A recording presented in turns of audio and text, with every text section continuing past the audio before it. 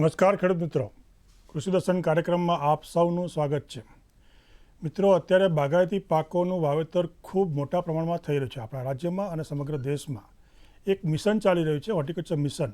બાગાયતી પાકોની એટલી બધી જાગૃતિ અત્યારે આવી ગઈ છે કે ઘણા બધા ખેડૂતો એ બાગાયતી પાક અપનાવી ચૂક્યા છે અને ઘણા બધા ખેડૂતો અત્યારે એને અપનાવવાની વિસાવણમાં હોય છે.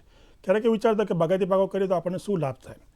મિત્રો, બાગાયતી પાકમાં સૌથી અગત્યનું છે એનું કાપણી પછીનું વ્યવસ્થાપન. તો મિત્રો, આજનો આપણો વિષય છે બાગાયતી પાકોમાં કાપણી પછીનું વ્યવસ્થાપન.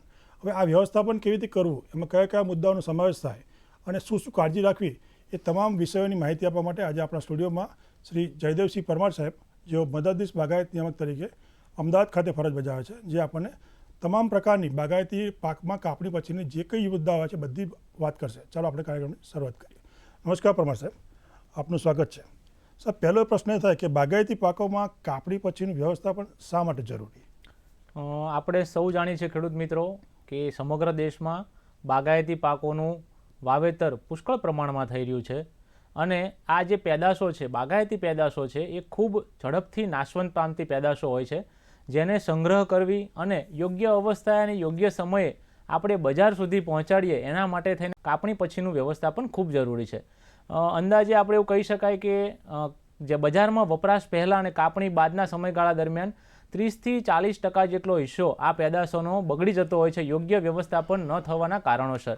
તો આ કારણોસર આપણે બાગાયતી પાકોમાં કાપણી પછીનું વ્યવસ્થાપન ખૂબ જ અગત્યનું કહી શકાય એમ છે.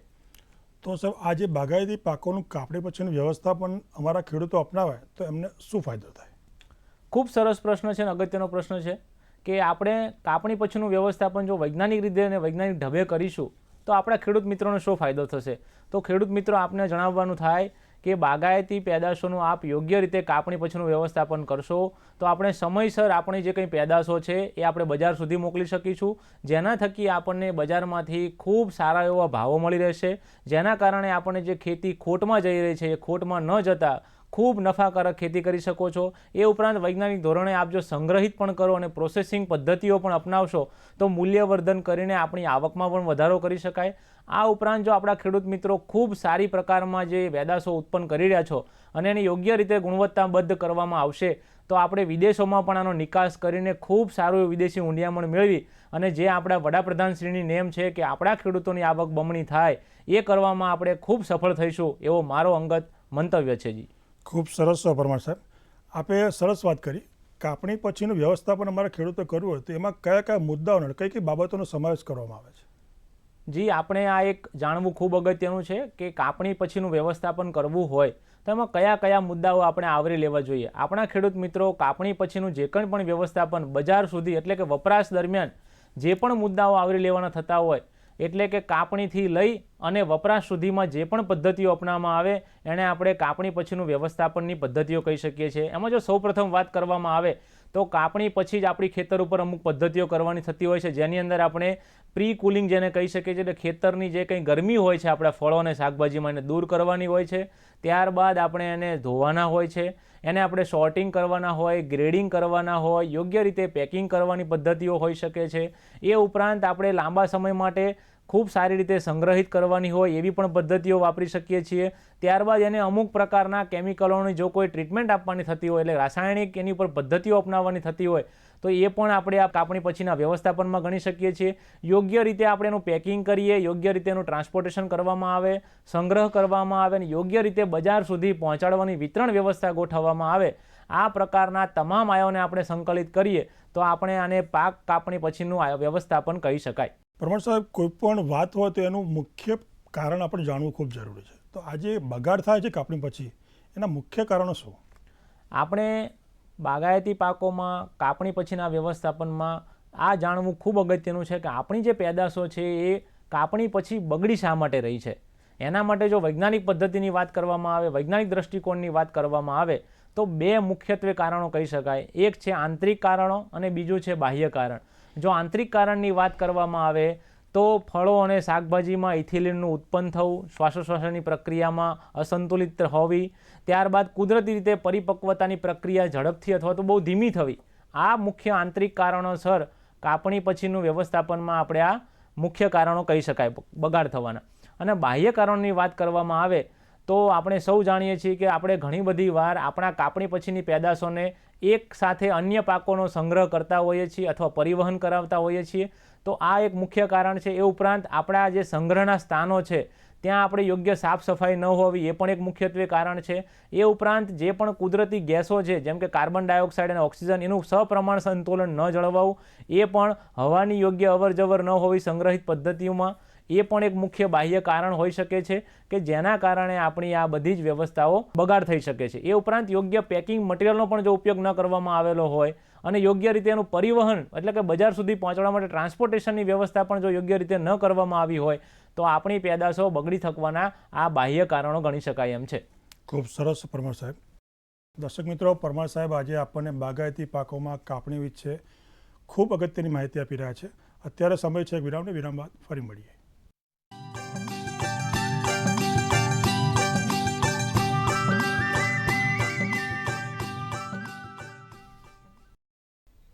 વિરામ બાદ કૃષિ દર્શન કાર્યક્રમમાં આપ સૌનું સ્વાગત છે. મિત્રો, આજનો વિષય બાગાયતી પાકો માટે ખૂબ જ અગત્યનો છે.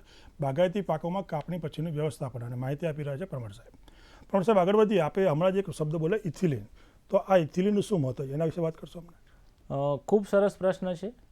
ખેડૂત મિત્રોએ ખાસ જાણવું જરૂરી છે કે આપણી જે પેદાશો છે એને પકવવા માટે કુદરતી રીતે ઉત્સર્જિત થતો આ ઇથિલિન એક હોર્મોન છે કે જે ફળ, શાકભાજી અને છોડ પોતે કુદરતી રીતે આ ઉત્સર્જિત કરતો હોય છે. ઘણા બધા પાકો એવા પણ છે, ઘણી બધી પેદાશો એવી પણ છે કે જેને પકવવા માટે આપણે તો બહારથી ઇથિલિન પૂરતા પ્રમાણમાં આપવો જરૂરી છે. જેમ કે આપણને વાત કરવામાં આવે તો આપણે જો કેરીને ઝાડ ફળથી ઉતારી લઈએ, કેળાને ઉતારી લઈએ અને પપૈયાને જો ઉતારી લઈએ તો એને કાપણી પછી આપણે સીધી કુદરતી રીતે પરિપક્વ કરી શકતા નથી. એના માટે આપણે જાણીએ છીએ કે રાઇપનિંગ ચેમ્બર બનાવવામાં આવે છે અને જેમાં કુદરતી રીતે ઇથિલિનનું ઉત્સર્જન કરાવવામાં આવે છે અને આપણે કુદરતી રીતે ફળોને પકવતા હોઈએ છીએ. ઘણા બધા બજારમાં હાલ ઇથિલિન ઇનિબેટર પણ ઉપલબ્ધ છે, એટલે કે ઇથિલિન દબાવ કરવાનો, એટલે ઇથિલિન ઉત્પન્ન ન થાય ફળો અને શાકભાજીમાંથી એના માટેના પણ રસાયણો ઉપલબ્ધ છે. આ રસાયણો આપણે જ્યારે બહારના દેશોમાં નિકાસ કરતા હોય અને લાંબા ગાળા સમય પછી ત્યાં આપણું ઉત્પાદન પહોંચવાનું હોય, આપણી પેદાશો પહોંચવાની હોય, ત્યારે આ ઇથિલિન અટકાવવા, ઉત્સર્જિત થતું અટકાવવા માટે થઈ બજારમાં ઉપલબ્ધ આપણે ઉત્સર્જનોનો ઉપયોગ કરતા હોઈએ છીએ. ખૂબ સરસ પરમાર સાહેબ. પરમાર સાહેબ, કોઈ પણ પાક હોય તો એના બે સ્ટેજ અગત્યના છે. એક તો કાપણી કરવી અને કાપણી પછીનું વ્યવસ્થાપન. શાકભાજીના પાકની વાત કરીએ તો કાપણી કરતી વખતે આપણે શું ધ્યાન રાખવું? આપણે સૌ જાણીએ છીએ ખેડૂત મિત્રો કે આપણા રોજિંદા જીવનમાં શાકભાજી એ ખૂબ જ અગત્યનું પાસું છે. શાકભાજીનો આપણા દરેક નાગરિકોની થાળીમાં ખૂબ સારી રીતે અને દૈનિક ઉપયોગમાં લેવાતી હોય છે. પરંતુ આપણે ત્યાં કાપણીની એક ચીલા ચાલુ પદ્ધતિથી આપણે કાપણી કરતા હોઈએ છીએ, જેના કારણોસર આપણે જ્યારે કાપણી કરીએ છીએ ત્યારે ફળો અને શાકભાજી ઉપર લીસોટા પડી જવા, ડીટીયા કપાઈ જવા એવા પ્રકારની ખામીઓ સર્જાય છે અને જેના કારણે બજારમાં આપણા ખેડૂત મિત્રોને ખૂબ સારી શાકભાજી ઉત્પાદન કર્યું હોવા છતાં પણ બજાર ભાવો યોગ્ય મળતા નથી. તો મારી આપ સૌને નમ્ર વિનંતી છે કે આપ જ્યારે પણ આવી રીતે કાપણીની પદ્ધતિ અપનાવવા માગતા હોય તો કાતર અથવા તો કટર્સ અથવા બજારમાં અન્ય જે કંઈ કાપણી માટેના સાધનો ઉપલબ્ધ છે એનો જ ઉપયોગ કરવો જોઈએ.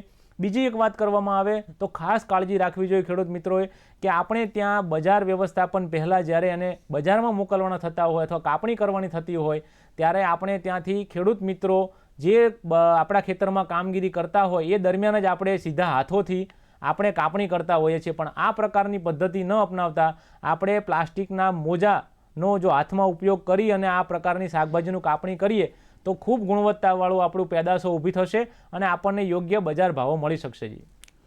પરમાર સાહેબ, આપે ખૂબ સરસ વાત કરી કાપણીની. હવે કાપણી કર્યા પછી એના વ્યવસ્થાપનની મને વાત કરશો કે શું શું ધ્યાન રાખવું? આપણે અગાઉ વાત થઈ ચૂકી એ પ્રમાણે જો કાપણી કર્યા પછી આપણે બજાર સુધી જે પહોંચાડવાનું છે અને યોગ્ય સારા બજાર ભાવો મેળવવા હોય તો એની કાપણી પછીની માવજત પણ ખૂબ જરૂરી છે. તો ખાસ અગત્યનો મુદ્દો એ છે કે શાકભાજીનો પહેલાં તો આપણે પરિપક્વ જ્યારે થાય, મુખ્ય પરિપક્વ અવસ્થા જાણવી ખૂબ જરૂરી છે. પરિપક્વ થયા બાદ એની કાપણી જે કરવાની છે એ તો વહેલી સવારે અથવા તો સાંજના સમયે કરવી જોઈએ. બીજી વાત છે કે જ્યારે પણ આપણે એનું પરિવહન કરવાનું થાય તો શાકભાજી પેદાશોનું કેરેટ્સમાં, જે પ્લાસ્ટિકના કેરેટ્સ આવે છે એમાં જ પરિવહન કરવું જોઈએ, જેથી કરીને આપણી જે પેદાશો છે એ ગુણવત્તાસભર આપણે બજાર સુધી પહોંચાડી શકીએ. ત્યારબાદ આપણે શાકભાજીને બજારમાં મૂકતા પહેલાં એની અંદર પાણીનો છંટકાવ કરવો જોઈએ, જેથી ને તાજા અને ચોખ્ખા દેખાઈ આવે. બગડેલા કોઈ શાકભાજી હોય અથવા સાઇઝ પ્રમાણેના નાના શાકભાજી હોય તો એને યોગ્ય રીતે દૂર કરી અને એનું અલગથી પરિવહન કરવું જોઈએ અને બજારમાં મૂકવા જોઈએ. એ ઉપરાંત જો શાકભાજીમાં આપણે આગલા દિવસોમાં કોઈ દવા કે જંતુનાશક દવાઓનો છંટકાવ કરેલો હોય તો આપણે એનો સલામતીનો ગાળો ખાસ સાચવવો જોઈએ અને ત્યારબાદ એનો સલામતીનો સમય પૂર્ણ થયા બાદ જ આપણે કાપણી કરીને શાકભાજી પેદાશોને બજારમાં મૂકવી જોઈએ. આમ કરતાં આપણે ખૂબ સારા એવા બજાર ભાવો મેળવી શકીએ અને આપણી આવકમાં વધારો કરી શકાય એમ છે. હાલ બજારમાં રિટેલનો પણ ખૂબ સારો ઉપયોગ થઈ રહ્યો છે, તો આપણે બજારમાં મૂકતા પહેલાં નાના નાના શાકભાજીની પેકિંગનો પણ ઉપયોગ કરવો જોઈએ. પેકિંગ મટીરિયલ્સ જે આપણે પેકિંગ કરવાનું છે એનું પણ ખાસ ધ્યાન રાખવું જોઈએ. પરમાર સાહેબ, આપણે ખૂબ સરસ માહિતી આપી. બાગાયતી પાકમાં ગ્રેડિંગ એટલે શું, પહેલાં તો એક વાર, અને એનું શું મહત્વ છે? આ ખૂબ અગત્યનો પ્રશ્ન છે. જ્યારે આપણે બજારમાં ઉપલબ્ધતા માટે આપણી પેદાશો વેચાણ માટે મૂકીએ છીએ ત્યારે આપણે અગાઉ વાત કરી કે કાપણી પછીના ઘણા બધા આયામો છે, એમાં ગ્રેડિંગ એ ખૂબ બહુ અગત્યનું આયામ કહી શકાય. ગ્રેડિંગ ઘણી બધા આયામોને આધીન ગુણધર્મોને આધારે આપણે કરવામાં આવતું હોય છે. જો એમાં વાત કરવામાં આવે તો એમાં કયા આધારે આપણે આનું ઉપયોગમાં કરવાનો છે, જેમ કે એને સંગ્રહ કરવાનો છે કે પ્રોસેસિંગ કરવાનું છે, એ પ્રકારની પદ્ધતિઓ પ્રમાણે આનું ગ્રેડિંગ કરવામાં આવતું હોય છે. અમુક ચોક્કસ પ્રકારનું ગ્રેડિંગ થતું હોય છે. જો શાકભાજી અને ફળોની વાત કરવામાં આવે તો આ ગ્રેડિંગ એના કદ, આકાર, વજન, પરિપક્વતા, સાઇઝ, કલર આવા વિવિધ આયામોને ગુણધર્મોને ધ્યાનમાં લઈને આ પ્રકારનું ગ્રેડિંગ કરવામાં આવતું હોય છે. જો આપણે લાંબા સમય સુધી એનો સંગ્રહ કરવાનો હોય તો વિવિધ મશીનરીઓ, જે આધુનિક મશીનરીઓ ઉપલબ્ધ છે એ પ્રકારે પણ અત્યારે એડવાન્સ ગ્રેડિંગ પદ્ધતિઓ અપનાવવામાં આવે છે. જેમાં આપણે વાત કરીએ તો જે ફળો અને શાકભાજી છે એની તીવ્રતા હોઈ શકે છે, એનો કલર હોઈ શકે છે અને TSS જેને ટોટલ સોલ્યુબલ સોલિડ કહેવામાં આવે છે, આવા ગુણધર્મોની ચકાસણી કરીને પણ પેદાશોનું ગ્રેડિંગ કરવામાં આવતું હોય છે. પરમાર સાહેબ, આપણે કોઈ પણ મોલમાં જઈએ કે મોટી જગ્યાએ જઈએ તો ખૂબ સરસ પેકિંગમાં શાકભાજી અને ફળને એવું અત્યારે મળતું હોય છે. તો બાગાયતી પાકોની વાત કરી રહ્યા છીએ તો પેકિંગનું શું મહત્વ છે? આપણે સૌ જાણીએ છીએ ખેડૂત મિત્રો કે આપણે ખૂબ સારી મહેનતથી આપણી બાગાયતી પેદાશો આપણે ઉત્પાદન કરી રહ્યા છીએ, પણ આપણો જે મુખ્ય પ્રશ્ન છે બજાર ભાવ અંગેનો. જો બજાર ભાવ આપણને યોગ્ય ન મળે તો આપણે ખૂબ સારી પેદાશો ગુણવત્તાયુક્ત કરેલી છે છતાં પણ આપણા ખેડૂતોને નાણાકીય ઉપલબ્ધતા યોગ્ય રીતે મળી રહેતી નથી. એના માટે આજના સમયની એક માંગ છે કે આપણે બાહ્ય દેખાવ તરીકે પેકિંગ મટીરિયલ્સ ખૂબ સારું વાપરવું જોઈએ. એના માટેની જો વાત કરવામાં આવે તો આજના સમયમાં આપણે જે પણ આપણું જે પેદાશો લઈને જઈ રહ્યા છીએ એ કાં તો જૂટ બેગમાં લઈ જઈ રહ્યા છીએ, પ્લાસ્ટિક બેગોમાં લઈ રહ્યા છીએ, અથવા તો ખુલ્લી રીતે આપણે અત્યારે હાલમાં બજારમાં આપણી પેદાશો મૂકી રહ્યા છીએ, જેના કારણે થઈ એની ગુણવત્તાને સીધે સીધું નુકસાન થઈ રહ્યું છે અને આપણે આપણા બજાર ભાવોને ઘટાડી રહ્યા છીએ. જે બજારની માંગ છે એ પ્રમાણે આપણે પેકિંગ મટીરિયલ વિકસાવવું પડશે અને બજારમાં જો આપણે નાના નાના પેકિંગ મટીરિયલ્સ મૂકીશું, પેકિંગમાં ઉપલબ્ધ કરાવીશું તો આપણે જે સીધા ગ્રાહકો છે, જે રિટેલ બજારમાંથી ઉત્પાદન લઈ રહ્યા છે એમને પણ આકર્ષિત કરી શકીશું અને આપણું જે આ ગુણવત્તાયુક્ત આપણું જે પેદાશો છે એના ખૂબ સારા ભાવ મેળવી શકીએ છીએ. આ ઉપરાંત આપ જ્યારે પેકિંગ મટીરિયલ્સનો ઉપયોગ કરો તો ખેડૂત મિત્રોએ ખાસ મારી વિનંતી છે કે પોતાના લેબલિંગ સાથે, પોતાના નામ સાથે જ વેચાણ શરૂ કરવું જોઈએ, જેથી સીધા ગ્રાહકો આપણા સંપર્કમાં આવે અને આપણી પેદાશોનું આપણે સીધે સીધું માર્કેટિંગ કરી શકીએ. ખેડૂત મિત્રો, પરમાર સાહેબ આજે આપણને બાગાયતી પાકોમાં કાપણી પછીના વ્યવસ્થાપનની માહિતી આપી રહ્યા છે. મિત્રો, અત્યારે સમય છે એક વિરામનો. વિરામ બાદ ફરી મળીએ.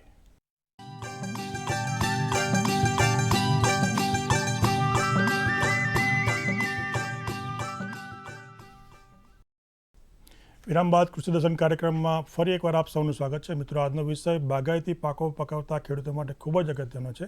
બાગાયતી પાકોમાં કાપણી પછીના વ્યવસ્થાપનની માહિતી આપી રહ્યા છે પરમાર સાહેબ. પરમાર સાહેબ, આગળ વધીએ તો ડુંગળીનો પાક આપણા રાજ્યમાં ખૂબ જ અગત્યનો પાક છે. તો ડુંગળીના સંગ્રહ વખતે ઘણી બધી તકલીફો પડતી હતી, એનો સંગ્રહ કેવી રીતે કરવો? આ એક ખૂબ અગત્યનો મુદ્દો છે. આપણે સૌ જાણીએ છીએ કે ડુંગળીનું વાવેતર અને ઉત્પાદન આપણા ગુજરાતમાં અગ્રેસર છે, ખૂબ મોખરે છીએ, આપણે ઉત્પાદનમાં પણ ખૂબ અગ્રેસર છીએ, પરંતુ આ ડુંગળીનું સંગ્રહ કરવી એ ખૂબ વૈજ્ઞાનિક પદ્ધતિથી કરવી અગત્યની છે. આમાં મુખ્યત્વે 3 પદ્ધતિથી આપણે અત્યારે હાલમાં ગુજરાત રાજ્યમાં સંગ્રહ કરવામાં આવે છે. એક તો થાંભલા પર લટકાવીને, બીજી પદ્ધતિ સિક્કા પદ્ધતિથી અને ત્રીજી છે ડુંગળીના મેળા બનાવીને આપણે સામાન્ય રીતે હાલમાં ડુંગળી પાકોનું સંગ્રહ કરતા થયા છીએ. આ જે શાકભાજી પાક છે એમાં બટાકા, ડુંગળી, લસણ એને જે સંગ્રહ કરીએ એ વખતે ઉગાવો થતો હોય છે. આનું શું કારણ અને કેવી રીતે અટકાવી શકાય? આ પણ એક ખેડૂત મિત્રો માટે ખૂબ અગત્યનો પ્રશ્ન કહી શકાય કે આપણા વિસ્તારમાં, આપણા ગુજરાત રાજ્યમાં ડુંગળી, બટાકા એ સિવાયના અન્ય કંદ પાકો જે પણ લેવામાં આવે છે એનું ખૂબ વાવેતર વધી રહ્યું છે ધીરે ધીરે. એને સંગ્રહ કરવા માટે પણ આ એક ખૂબ અગત્યનો પ્રશ્ન છે કે આપણે ત્યાં સંગ્રહ દરમિયાન ઉગાવો થવાના ખૂબ પ્રશ્નો છે. તો આપણે આજ વાત કરીશું કે ઉગાવો ન થાય એના માટે કઈ કઈ પ્રક્રિયાઓ અમલમાં લેવી જોઈએ. તો કંદની અંદર કુદરતી રીતે ઉગાવો ન થઈ શકે એવા ઇનિબિટર હોર્મોન્સ ઉપલબ્ધ હોય જ છે. તેમ છતાં પણ જ્યારે આપણે પણ બટાકા જેવા પાકોને સંગ્રહિત કરવાના થાય તો 5 ડિગ્રીથી નીચા તાપમાને અને અન્ય કંદ પાકોને સંગ્રહિત કરવાના થાય તો 13 ડિગ્રીથી ઓછું તાપમાન હોય એવા સંગ્રહિત માળખાઓમાં જ આપણે સંગ્રહિત કરવા જોઈએ. એ ઉપરાંત વાત કરવામાં આવે તો જો ડુંગળી જેવો પાક છે એને આપણે કોઈ પણ રાસાયણિક પ્રક્રિયા સંગ્રહ દરમિયાન આપી શકતા નથી. તો એના માટે થઈ કાપણીના 15 દિવસ પહેલાં મેલેક હાઇડ્રોજાઇન નામનું જે રસાયણ ઉપલબ્ધ હોય છે એનો છંટકાવ કરી દેવો જોઈએ. અને બટાકા જેવા પાકોને આપણે જ્યારે કોલ્ડ સ્ટોરેજમાં સંગ્રહિત કરવાના હોય ત્યારે CIPC અને જેને ક્લોરોપ્રોફેન કહેવામાં આવે છે એનો છંટકાવ કર્યા બાદ જ તેનો સંગ્રહ કરવામાં આવે તો એની સંગ્રહ શક્તિ આપણે ખૂબ લાંબા સમય સુધી સાચવી શકીએ છીએ અને ઉગાવવાને અટકાવી શકીએ છીએ. બીજી એક વાત ખેડૂત મિત્રો કે જ્યારે આપણે બટાકાના જે કંઈ કંદ હોય છે એને જો બિયારણ તરીકે ઉપયોગ લેવાના હોય તો CIPCની કોઈ જ માવજત આપવાની જરૂરિયાત રહેતી નથી. એ ખાસ આપ ધ્યાનમાં રાખશો જ. પરમાર સાહેબ, કાપણી કર્યા પછી જે પેદાશો છે એને સંગ્રહ કરવાની વિવિધ પદ્ધતિઓ કઈ કઈ? આ પણ એક ખૂબ અગત્યનું કહી શકાય કે આપણે જ્યારે કાપણી થઈ ગઈ છે ત્યારબાદ સંગ્રહિત કરવી હોય ને વ્યવસ્થાપન કરવાનું થાય તો કઈ રીતે કરી શકાય? તો આમાં સૌ પ્રથમની પદ્ધતિ છે એક સુકવણીની પદ્ધતિ છે જેની અંદર આપણે સૂર્યશક્તિથી અથવા મશીનોથી આપણે સુકવણી કરતા હોઈએ છીએ અને ત્યારબાદ એને સંગ્રહ કરતા હોઈએ છીએ. બીજી વાત છે કે આપણે સંગ્રહ પદ્ધતિઓ અપનાવેલી છે. આપણે ત્યાં ઘણા બધા પ્રકારના મેળા, પેક હાઉસીસ, સોર્ટિંગ ગ્રેડિંગ યુનિટો વસાવવામાં આવેલા છે. જેમ અગાઉ વાત થઈ ચૂકી એમ ડુંગળીમાં આપણે સિક્કા પદ્ધતિ, મેળા પદ્ધતિ અપનાવી છે. એ પ્રકારે ઘણી બધી આપણી જે આધુનિક પદ્ધતિઓ છે એ આપણે માળખાકીય સુવિધાઓ અપનાવીને સંગ્રહિત કરી શકીએ છીએ. ત્યારબાદ પ્રોસેસિંગ પદ્ધતિથી એટલે કે મશીનરી દ્વારા આપણી જે પેદાશો છે એને કોઈ ગુણધર્મ ફેરવી અથવા આકાર ફેરવી અને આપણે કંઈ પ્રોસેસિંગ કરીને એને આપણે સંગ્રહિત કરી શકીએ છીએ. ત્યારબાદ ખૂબ નીચા તાપમાને આપણે એની પ્રોસેસિંગ કરી અને એનો સંગ્રહ કરી શકીએ. જેમ કે આપણે ત્યાં કોલ્ડ સ્ટોરેજ, એમાં પણ સાદા cold storage, single temperature, multi temperature cold storage, CAMA cold storage એવા પણ અત્યારે વિકસાવવામાં આવેલા છે. મોડિફાઈડ એટમોસ્ફિયર, કંટ્રોલ એટમોસ્ફિયરના કોલ્ડ સ્ટોરેજ છે. આ પ્રકારની આધુનિક સવલતોથી આપણે આ આપણી પેદાશો સંગ્રહિત કરી શકીએ છીએ. એ ઉપરાંત આપણે કેનિંગ પદ્ધતિઓ એટલે કે આપણે કોઈ પણ વસ્તુ જે પેદાશો છે એનું મૂલ્યવર્ધન કરીને, ડબ્બાબંધી કરીને પણ આપણે આ પેદાશોને ખૂબ સારી રીતે અને લાંબા સમય માટે સંગ્રહિત કરી શકીએ છીએ. પરમાર સાહેબ, એક અગત્યનો પ્રશ્ન પહેલાં લઈ લઉં છું. જે બાગાયતી પાકોનો આ જે સંગ્રહ અને બધી જે પ્રક્રિયાઓ છે એમાં સરકારશ્રી તરફથી કોઈ મદદ કરવામાં આવે છે? જી, આપણે જાણીએ છીએ કે હંમેશા સરકાર આપણા ખેડૂત મિત્રોના હિતમાં કામ કરી રહી છે. ખેડૂત મિત્રોનું હિત એ સરકારશ્રી માટે પ્રાધાન્ય આપવામાં આવે છે. તો આવી કોઈ માળખાકીય સુવિધાઓ જો આપણા ખેડૂત મિત્રોએ વસાવવાની થતી હોય તો સૌપ્રથમ વાત કરીએ જ્યારે સંગ્રહ કરવાની પદ્ધતિઓ છે જેમાં પેક હાઉસ છે અથવા તો સંકલિત પેક હાઉસ જેને કહી શકાય, જેની અંદર નાની નાની મશીનરી, સોર્ટિંગ, ગ્રેડિંગ, પેકિંગના યુનિટો વસાવવાના થતા હોય તો સામાન્ય પેક હાઉસમાં 2 લાખ રૂપિયા અને સંકલિત પેક હાઉસમાં 35% જેટલી ખર્ચના સહાય આપવામાં આવે છે. એ ઉપરાંત પણ નાના નાના pre cooling unit, cold storage, cold room જો કોઈ બનાવવા માગતા હોય તો એમાં પણ 15 લાખ રૂપિયા જેટલી સહાય, કોલ્ડ સ્ટોરેજ બનાવવા માગતા હોય તો 50% જેટલી સામાન્ય સહાય આપવામાં આવે છે. અને એ ઉપરાંત રાઇપનિંગ ચેમ્બર જે આપણે અગાઉ વાત થઈ ચૂકી કે જેમ કુદરતી રીતે ઇથિલિન ગેસ ઉત્પન્ન કરી અને ફળોને પકવવામાં આવે છે એની અંદર પણ અંદાજે આપણે 50% જેટલી સહાયના ધોરણો સરકારશ્રી દ્વારા જાહેર કરવામાં આવેલા છે. બાગાયતી પાકોમાં ખેતર ઉપર જ જો કંઈ સોર્ટિંગ ગ્રેડિંગ યુનિટ બનાવવાના થતા હોય તો એની અંદર 2 લાખ રૂપિયા જેટલી અને પ્રોસેસિંગ એકમો જો આપ બનાવવા માગતા હોય તો રૂપિયા 10 લાખ જેટલી સહાય બાગાયત ખાતા દ્વારા આપવામાં આવે છે. એ ઉપરાંત કોઈ વ્યક્તિગત બાગાયતી ક્લસ્ટરો બનાવવામાં આવેલા હોય તો એની અંદર વ્યક્તિગત ખેડૂત મિત્રો માટે અને FPO અને FPC માટે 50 થી 75% એટલે કે 50 લાખથી લઈ 75 લાખ જેટલી ખૂબ મોટી રકમમાં આ સહાયના ધોરણો આપવામાં આવે છે. આપણે આપણા વિસ્તારમાં યોગ્ય બજાર વ્યવસ્થા ઊભી કરવા માગતા હોય તો એના માટે પણ રાજ્ય સરકાર શ્રી દ્વારા ખૂબ મોટી સહાય આપવામાં આવે છે. અને જે ખેડૂત મિત્રો ખૂબ સારું ગુણવત્તાયુક્ત ઉત્પાદન કરી રહ્યા છે એ લોકોએ નિકાસ કરવા માટે કોઈ પ્રક્રિયા હાથ ધરવાની થતી હોય, જેમ કે હવાઈ માર્ગે અથવા દરિયાઈ માર્ગે અથવા અન્ય પ્રકારે જો આપ આપના પેદાશો બજારમાં મૂકવા માગતા હોય વિદેશમાં, તો એમાં પણ 25% જેટલી સહાય આપવામાં આવે છે. કેરી જેવા પાકોને આપણે જાણીએ છીએ કે ઇરેડિયેશન બાદ જ ઇરેડિયેશન પ્રક્રિયા કરીને નિકાસ કરવાની થતી હોય છે. તો આવી નિકાસ પદ્ધતિઓના માળખાકીય સુવિધાઓ અપનાવવા માટે પણ આપણું બાગાયત ખાતું 25% જેટલી સહાય આપણા ખેડૂત મિત્રોને કરી રહી છે. પરમાર સાહેબ, શાકભાજી અને ફળપાકો જેમ છે એવી રીતે એક અગત્યનો પાક છે ફૂલો. હવે આ ફૂલોને લાંબા સમય સુધી ટકાવી રાખવું હોય તો અમે શું કરી શકીએ? આપણે જાણીએ છીએ કે ગુજરાત રાજ્યમાં ધીરે ધીરે ફૂલોના ખૂબ સારા એવા ક્લસ્ટરો ડેવલપ થઈ રહ્યા છે, બની રહ્યા છે. લોકો ખેડૂત મિત્રો આનું વાવેતર વધારી રહ્યા છે. પણ આ એક અજ્ઞાનતાનો વિષય છે કે આપણે ત્યાં ફૂલો સંગ્રહિત કરવાની કોઈ વ્યવસ્થા ન હોય એવું લાગી રહ્યું છે. પરંતુ ખેડૂત મિત્રો આપને જણાવવા માગીશ કે આપણે ફૂલોને ખૂબ સારી રીતે અને લાંબા સમય સુધી જો સંગ્રહિત કરવા હોય તો એના માટેની એક વિશેષ માવજત આપવામાં આવે છે, જેને કહેવામાં આવે છે પલ્સિંગ. આ પલ્સિંગ કરવા માટે ખેડૂત મિત્રોએ ડીમિનરલાઇઝ વોટર એટલે કે એકદમ ઝીરો ન્યુટ્રિશનવાળું વેલ્યુ, જેની અંદર કોઈ જ તત્વો રહેલા ન હોય, એની અંદર ખાંડ ઉમેરી અને 8HQC અથવા 8HQC અથવા HHQS નામના જંતુનાશક દવાઓ ઉમેરી અને આપણે લાંબો સમય સુધીનું મીડિયા બનાવીને સંગ્રહિત કરવામાં આવે તો આ ફૂલ પાકોને પણ આપણે ખૂબ સારા અને લાંબા ગાળા માટે સંગ્રહિત કરી શકીએ એમ છીએ. પરમાર સાહેબ, કાર્યક્રમના અંતમાં અમારા ગુજરાતના ખેડૂતોને આપ શું સંદેશ આપશો, ખાસ કરીને વેચાણની પ્રક્રિયા માટે? મારી આ તબક્કે આપ ખેડૂત મિત્રોને સૌને નમ્ર વિનંતી છે કે આપણે આપણા પોતાના કાપણી પછીની જે પણ બાગાયતી પેદાશોનું વ્યવસ્થાપન કરવાનું થાય છે એની અંદર તો કોઈ પણ પેદાશો સીધી બજારમાં ન લાવતા આપણે એને વક્કલ બનાવવી જોઈએ, એટલે કે ગ્રેડિંગ કરવું જોઈએ. આપણા ખેતર ઉપર એની સાફ સફાઈ થવી જોઈએ, ત્યારબાદ એનું સોર્ટિંગ થવું જોઈએ, સારી રીતે પેકિંગ થવું જોઈએ અને આપણા નામથી જ આપણે આ બજાર વ્યવસ્થામાં આપણું નામના ઊભી કરીએ અને ખૂબ સારી આવક મેળવીએ અને આપણે જે આપણો નેમ છે કે આવતા વર્ષોમાં આપણી આવક બમણી થાય એ પ્રકારે આપણે પ્રયત્નો કરવા જોઈએ અને બજારમાં આપણે ખૂબ ગુણવત્તાસભર આપણે આ જે બાગાયતી પેદાશો છે એ આપણે મૂકી શકીએ અને આપણી ખેતીને આપણે સદ્ધર બનાવી શકીએ. એ જ મારી અભ્યર્થના છે અને આ તરફ આપ પ્રયત્ન કરશો એવી મારી લાગણી પણ છે. ખૂબ સરસ પરમાર સાહેબ, આજે આપ અહીં પધાર્યા અને અમારા ગુજરાતના ખેડૂતોને બાગાયતી પાકોમાં કાપણી પછીના વ્યવસ્થાપનની ખૂબ જ અગત્યની મહત્ત્વની માહિતી આપી. એ બદલ તમામ ખેડૂતો વતી અને દૂરદર્શન વતી આપનો આભાર માનું છું. દર્શક મિત્રો, જોયું શ્રી જયદેવસિંહ પરમાર સાહેબ, મદદનીશ બાગાયત નિયામક, અમદાવાદ જિલ્લો, આજે અહીંયા પધાર્યા અને આપણને બાગાયતી પાકોમાં કાપણી પછી શું શું કરી શકાય અને શું પગલાં લેવા જોઈએ, શું ધ્યાનમાં રાખવા જોઈએ એની વિગતવાર માહિતી આપી. આશા રાખું કે આજનો કાર્યક્રમ બાગાયતી પકવતા ખેડૂતોને ખૂબ જ ઉપયોગી નીવડશે. મિત્રો, હવે સમય છે આપણાથી વિદાય લેવાનો. ફરી મળીશું કૃષિ દર્શનમાં. ત્યાં સુધી રજા આપશો. નમસ્કાર.